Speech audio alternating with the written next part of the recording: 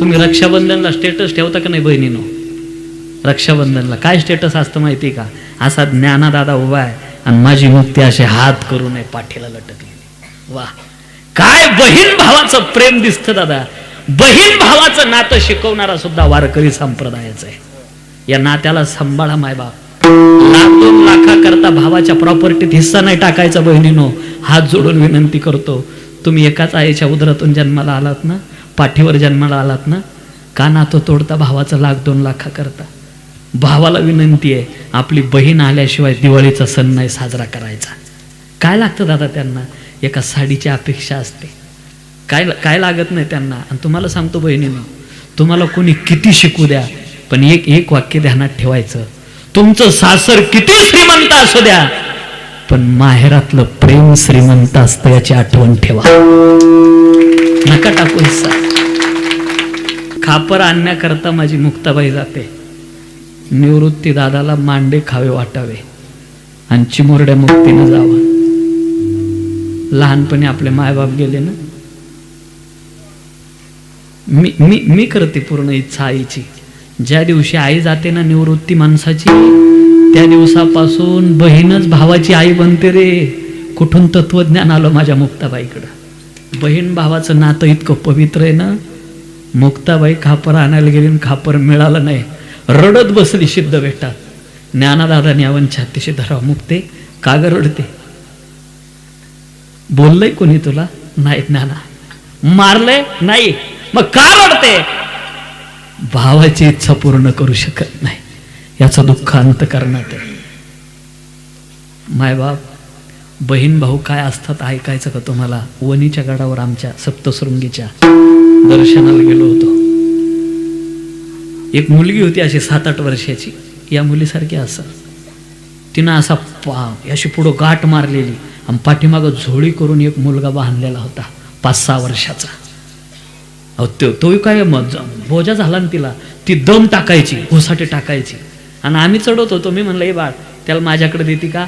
मी घेतो, तुला बोजा झाला असेल त्याचा, मी घेतो, दे माझ्याकडे. तिनं माझ्याकडे असं रागा पाहिलं. तिला वाटलं ओळखीचा आणि पाळखीचा. एवढंच ऐका घरी घेऊन जा दादा सारं कीर्तनाचा. आता वरती चढायला लागली परत. तिला बसायचं होतं पण बसता येईन, कारण तो खाली असा लोंबलेला आहे, बसताच येईन. तिनं काय केलं, वणीला तुम्ही गेला असाल लक्षात येईल, वरती गेल्यावर असा टन आहे बघा, त्या टनला गेल्यावर तिथं तिला बसता येईन. तिनं काय केलं, असे हात टेकवले आणि चढायला लागली. आता मला रावलंच नाही राव. मी तिला म्हणलं, ए बाळ तुला बोजा झाला त्याचा, दे माझ्याकडे. मी लांबचा नाही, नाशिकचाच आहे, वरती गेलं का तुझ्याकडे देऊन टाकतो. तिनं दिलेलं उत्तर लई मार्मिक आहे राव. YouTube वाले मी तुम्हाला विनंती करेल का एवढा हा प्रसंग वेगळा करा कीर्तनातून आणि महाराष्ट्राला बहीण भावाचं नातं कळू द्या राव. तेवढा वेगळा सोडा 10 मिनिटाचा. आणि तिनं एक उत्तर फार मार्मिक दिलं. ती मला काय बोलली माहितीये का? महाराज तुमचं 3 वेळेला ऐकलं, त्याचा बोजा झाला असेल. तिच्या डोळ्यात पाणी होतं, खळखळून पाणी आलं. त्याचा बोजा झाला असेल. महाराज कसा बोजा होईल? तो माझा सक्का भाऊ आहे.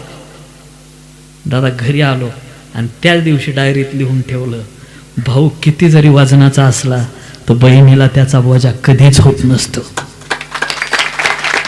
अशा बहिणीची गरज आहे दादा. नाही मिळालं ना खापर, काय करायचं? तवा करायचा ना खापराचा. रडू नको. काय करशील बहिणी करता तू? मुक्ताबाई विचारते. आणि माझ्या ज्ञानादादांनी सांगो, मुक्ते काय करशील बहिणी करता? हा भाऊ बहिणी करता पाठीचा तवा करे. वनव्यासारखे वागतात. योगाच्या सामर्थ्यानं लाल गुंड पाठ करावी, आरक्त नेत्र व्हावं आणि सांगो मुक्ते टाक मांडा.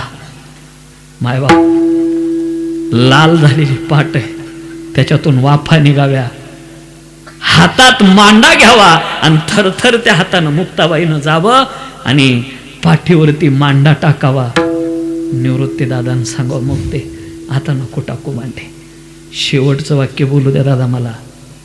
बहिणी करता पाठीचा तवा करणारा भाऊ याच महाराष्ट्रातला होता, याचा विसर पडू देऊ नका बहीण भावानो. विसर पडतो. खापर मिळालं नाही, कोणी मिळू दिलं नाही. त्यांचं नाव आहे विसोबा. अज्ञानी आहे का? विद्वान आहे. 4 वेद, 6 शास्त्र, 18 पुराण जाणणारी मंडळी आहे. यांना संत कळाले नाही, तुमच्या माझ्या रस्त्यावर संत कळतील कसे?